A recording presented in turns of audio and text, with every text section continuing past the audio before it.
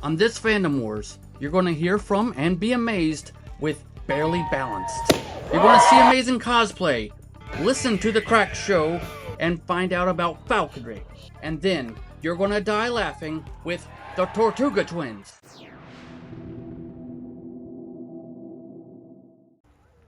Another one of the favorite acts is Barely Balanced. Check them out.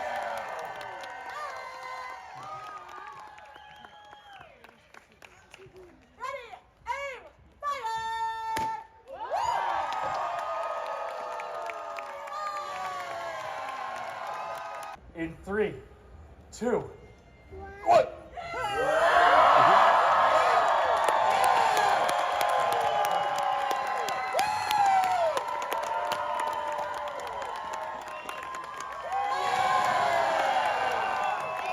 How long ago did you all meet together? Or was it a twofer and then a threefer? That's a great question. Well, we have been together for a long time, but Medium is actually the only member of the band left, the original member who started way back when. They've yet to kill me off. It's coming soon. We're trying. I've known these two guys for about 8 years now. And then when the old Large retired, then they asked me to join in, and that was about 5 years. So where all did you train? Because you look so smooth up there. I'm just super curious. How long did it take y'all to train? I mean, have you ever been to like a McDonald's play area that's got the ball pit? Oh yeah. Best place for practice. That way if you fall, you know where you're landing. Nice. That's accurate. None of us have what you would call formal training. None of us have a gymnastics or dance background. It's a lot of like, hey, Large, stand there. I'm going to run at you and try something really quick. So it is a lot of trial and error, a lot of team communication. Without a coach, it's the three of us kind of figuring it out as we go. I know you probably went to college and all of that. I mean, like, did you actually study any of this? Or did you just... No.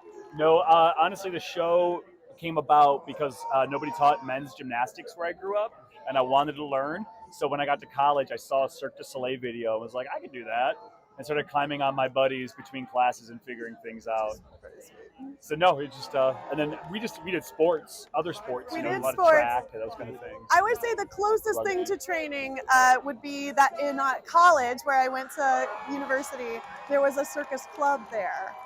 So I joined the circus club. It was student-led. We led from other people, and so that was a really good time, and I wanted to keep pursuing circus after that. So. I grew up going to Renaissance festivals, attending them with my family. I actually saw them the first time when I was 13 years old. And I found out you could make a living at this, so I was working selling pickles and different things, and then I realized I could sell myself better than the product. Phrasing? Nope. Done.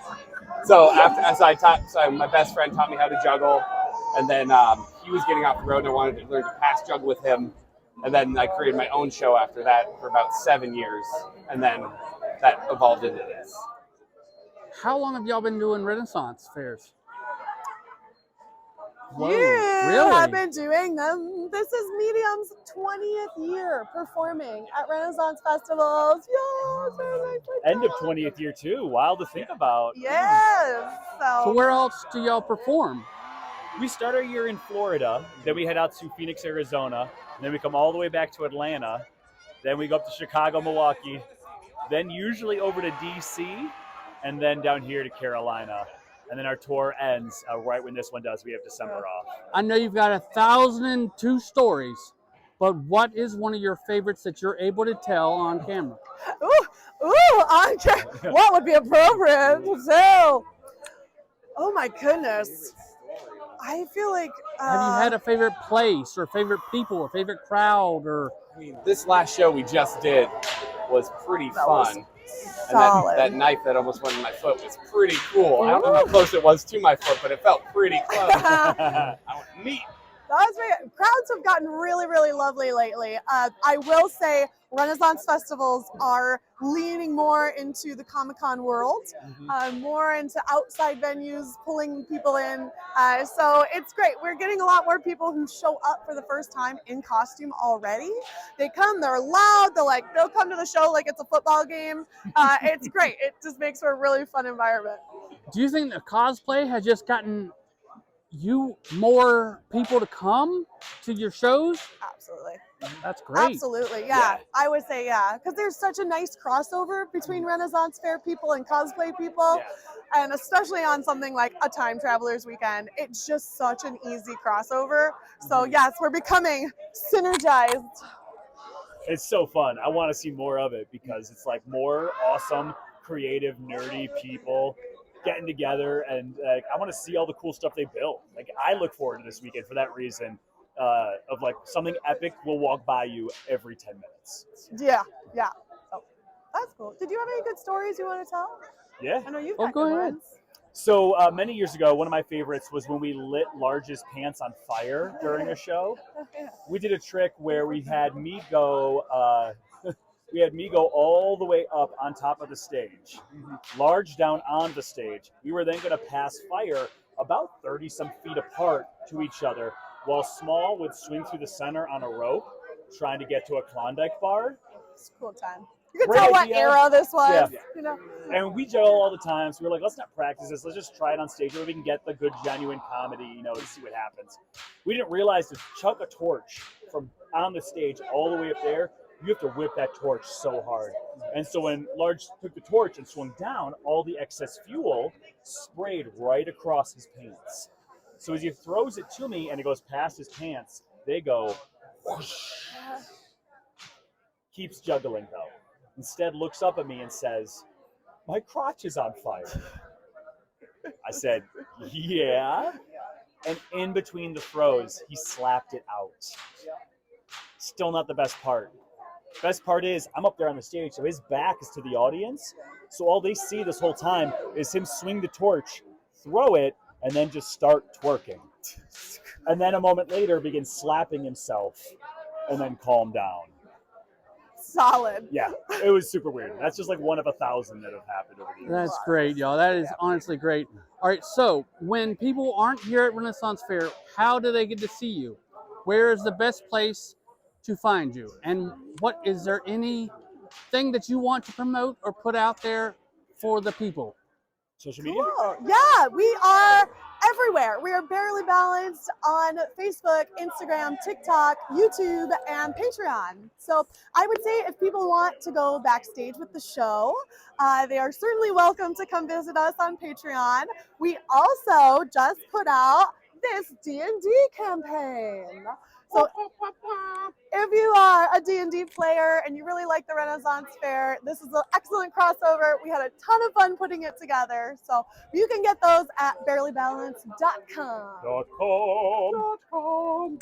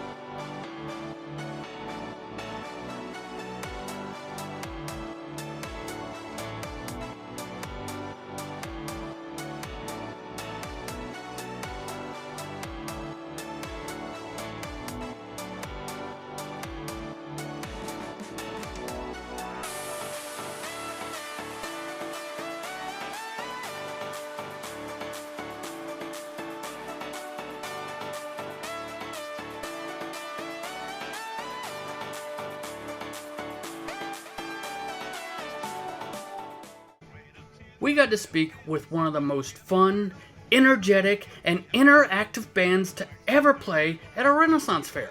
But before that, check them out for yourselves. Drinks the poor man, drinks the rich. With herb and spice, you'll feel bewitched. Drinks the weak and drinks the tough. You drink it all, it's never enough. Let me hear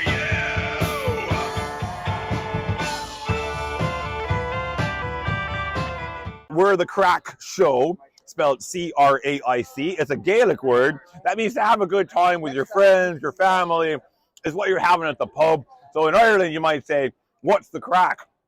And and then you'll be like, "Well, it was a great time. We had a great time last night, and so we all had the crack." So that's why I named the band the Craic, was because, well, they were the good times. You know what I mean?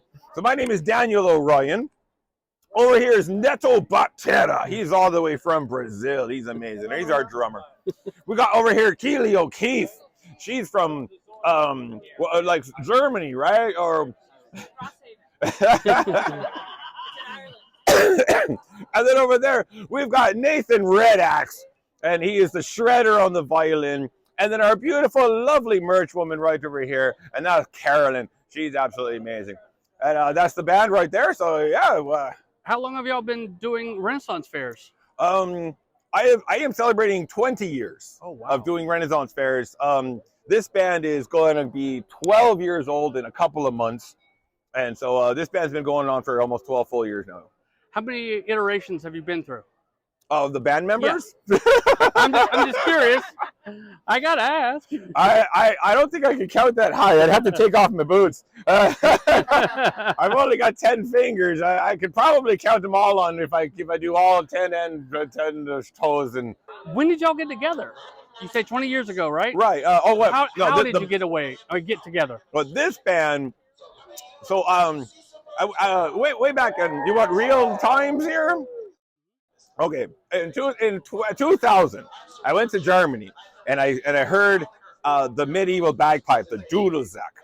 I heard it for the first time, and it changed my life.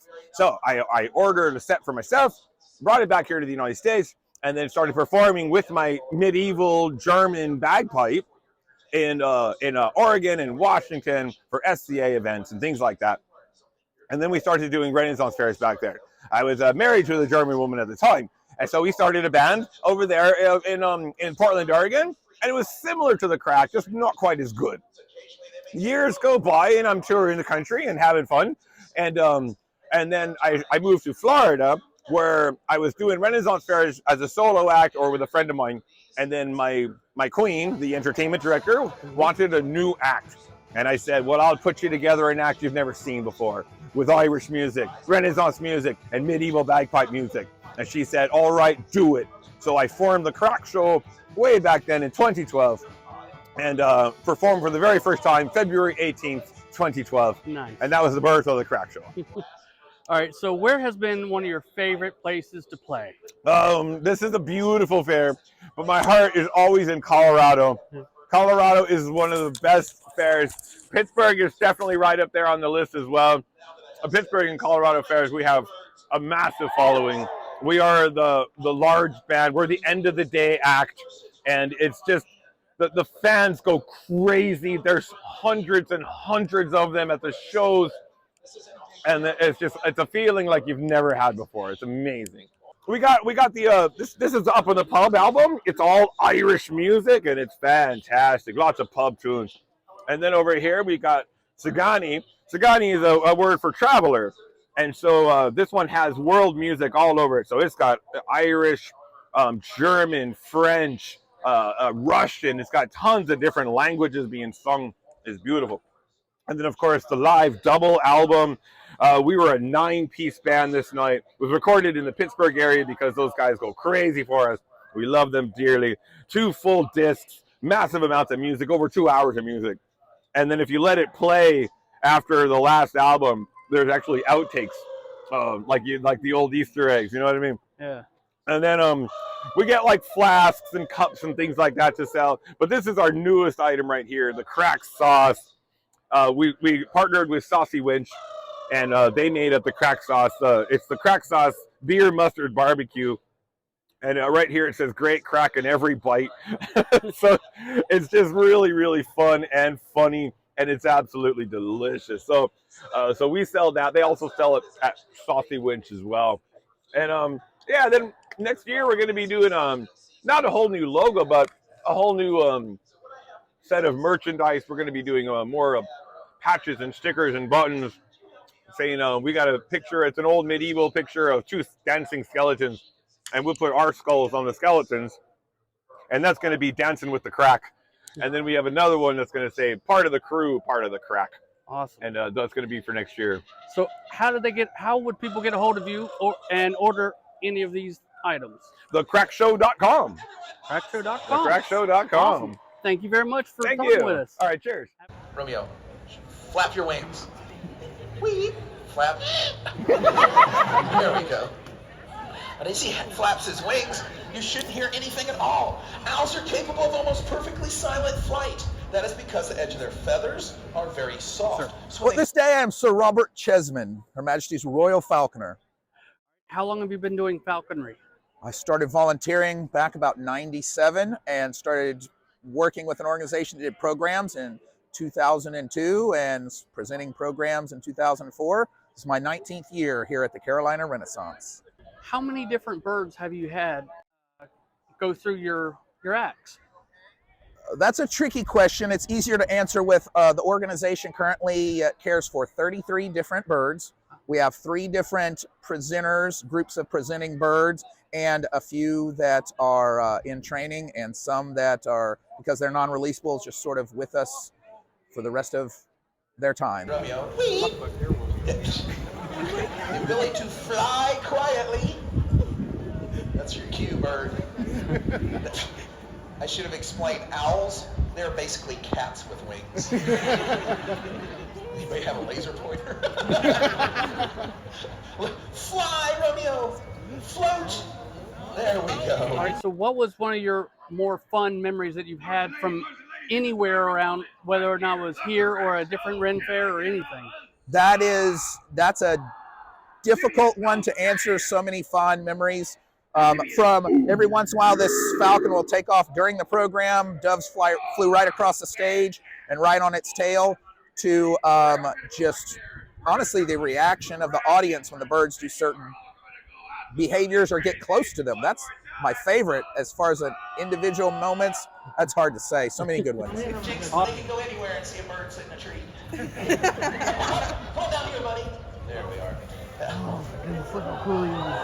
Show off. When you're here, do you have? I know that you've had plenty of big shows. What's been one of your bigger ones? Do they just come out here and stay? This, because I've been here at this fair so long, I have a very large following. And about where we're standing from the seating, we'll have people standing this deep on both sides. Literally thousands of people. So much fun. Where else do you get to do your performances at? Well, myself, I present at the Carolina Renaissance, New York Renaissance, and Sherwood, which is outside of Austin. However, I do probably 100 or more school presentations a year, nature events, birding events, that sort of thing as well. So after the Renaissance Fair, where's going to be one of your next stops? Where do you go next, and where can people go see you? All the way back to Texas. We go to Dickens on the Strand in Galveston for the first full weekend in December, and then we have about a month or so off before things kick back in. Lure flying. And lure flying is basically a game of keep away that the falcon always eventually wins. I have in my hand a lure. It is a fake leather bird, has a food reward attached to it. And Vegas has been trained to attack this like she might attack prey in the wild. Now, historically speaking, this is how a falconer might exercise his bird, keep it healthy and ready for the hunt. In our case, it allows me to show off some of their speed, agility, and skill. Now, flying a falcon on the stage where I stand has proven tricky because the building is so close, she can't maneuver around it at those high rates of speed. So I'm going to move a little further down the aisle. But what do you think? Should we give her a chance? Always easy for the audience to say yes. All right, let's see if this works. Paying attention? I hear, girl. All right, here we are. All right, now, for starters, I want you to notice how falcon wings are much different from the other birds. They're long, narrow, pointed, and sort of swept back. The swept back pointed wings have less drag or less air. Well, that's cool. The pointed wings allow them to dive at those exceptional rates. And also, falcons have a very long tail, and that longer tail means more surface area. So this way she can make precise turns at very high rates of speed. If you've ever wondered why a falcon has to be fast, it's because they catch and eat other birds. And it is the hunting style of the falcon to get high above their prey, wait for it to fly underneath, That's very brave how you hid behind the baby man. But the falcon would wait for that prey to fly underneath, and they spot it, they would tuck their wings and dive bomb, impacting it in midair, and usually stunning it, or even killing it and knocking it to the ground. In Vegas, we have to do this until everyone applauds.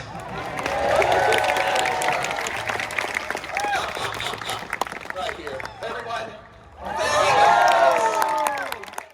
To end the show, we spoke with the always popular, always entertaining, and always funny Tortuga Twins. Are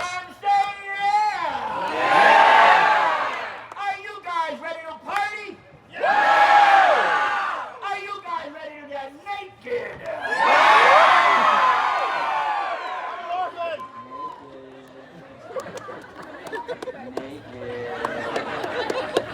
Don't worry, I'm not after them this time. Naked. Awesome. Greetings. Bonjour. Hola. Salutations. How's it going? Aloha. Grazie. Hello. Welcome and howdy. We are the Tortuga Twins.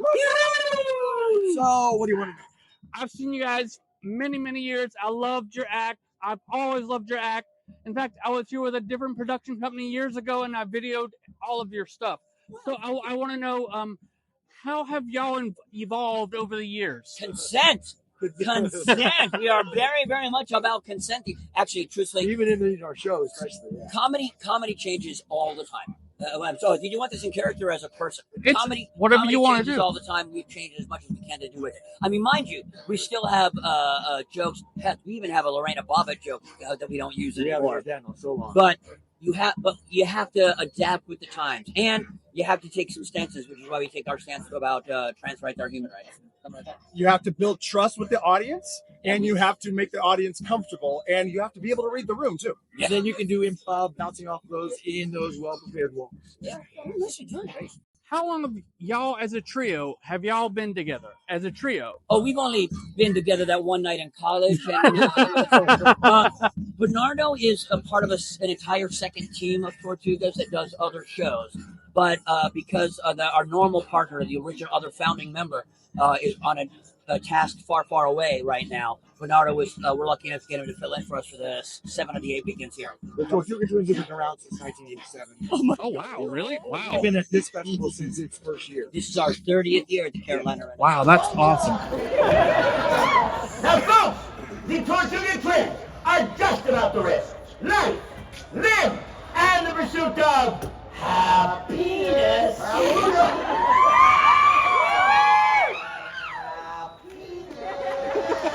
I'm going in.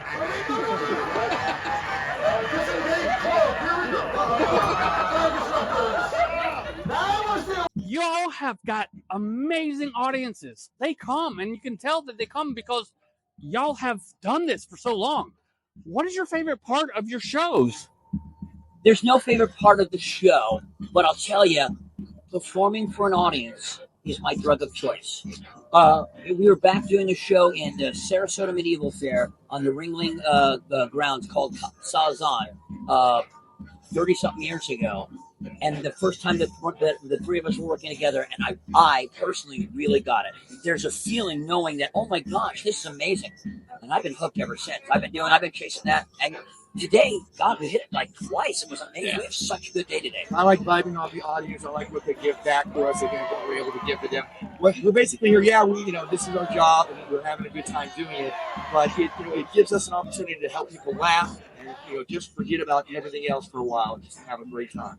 Having people come up and thank us for making their day or even in some ways validating them is a big reward. The weekend after 9/11 was a big thing for us. Yeah. People came up and said, thank you so much for helping us just not think about that for a little. We gave that. Yeah, I mean, and we could take this serious for a while. We had people who write us and it's like, oh my gosh, I just got the most disturbing news in my life about cancer, and I came and saw your show and knew I could be okay again. And so we have people who celebrate their cancer anniversary with us every year. Wow. Yeah, people have proposals on stage with us. Yeah. Okay. Or we could just talk about dick jokes some more. It's good either way. Yeah, where do they go to see y'all next? Where will y'all be? And how do they get to see, how do they help you out on iTunes or anything like that? Well, honestly, surprisingly enough, we are not on TikTok or Instagram. We're going to work on that this winter. We're building that out right now. We are on Facebook, We are on tortugatreats.com is our website. This year, we know for certain we are working in Arizona. I'm pretty sure it's going to be Minnesota, Wisconsin, and definitely back here. We're hoping to add either Georgia or California back into the mix as well. But we'll see what happens.